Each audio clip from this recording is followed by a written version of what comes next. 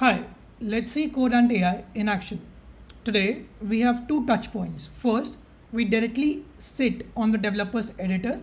Second, we integrate seamlessly with your current CI systems. Let's see the first part. You go to your extensions and try to find CodeAnt AI by searching it here. You'll be able to see us and you install us.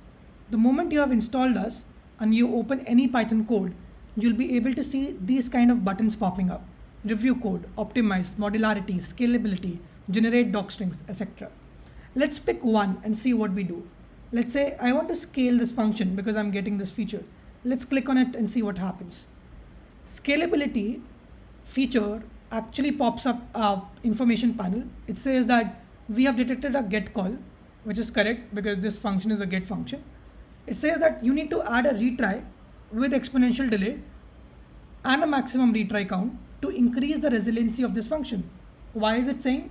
Because imagine if this API is down for a few seconds, your entire flow will be disrupted. What if you just have a basic check that you can retry it and fix it? Today, this is the biggest problem that we face in industries, that people are not adding basic stuff like retry, pagination, caching, rate limiting inside their code bases, and we are missing it every day, causing production incidents. What I'll do is I'll just copy this and paste it here.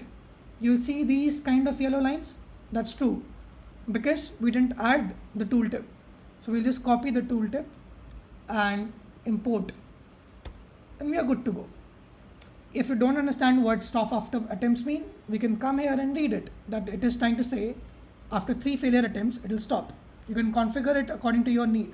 What it will save is you don't have to execute retry mechanism because it's inbuilt and given it to you. That is the first feature. This is actually done by rule-based engine right now. We have written very comprehensive rule-based engine for this.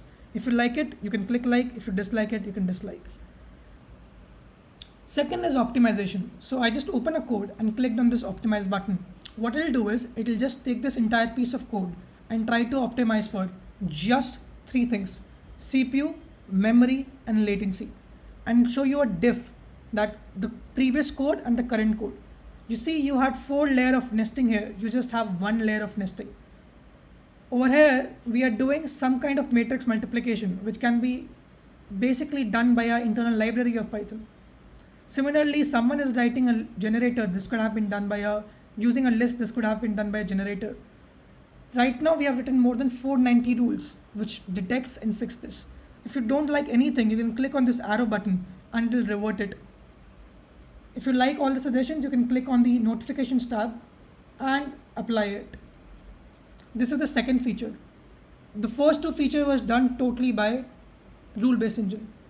Third, where we use AI, is modularity. If you come here and see a function like this, which is very big, doing ton of different stuff, we are not sure what it is happening. We give you a modularity score depending upon a common algorithm which is used by every editor. That is maintainability index. You just click on it, it will scan this entire function and try to rewrite it in a better format. Why we are doing it? Because every function should have one responsibility alone. And when we have done this using a probabilistic approach, then we can use a deterministic approach like rule-based engine to find the exact issue in CPU, memory, latency and fix them. This is our mode, that we are writing a very good rule-based engine and using the powers of the AI to supplement them together. So what you will see is the entire formatting is abstracted and given it to you like this. In a single click, you can achieve it and copy and paste it here, so that one function alone is doing one task and there is no clutter at all. That's all for today's demo. Thank you.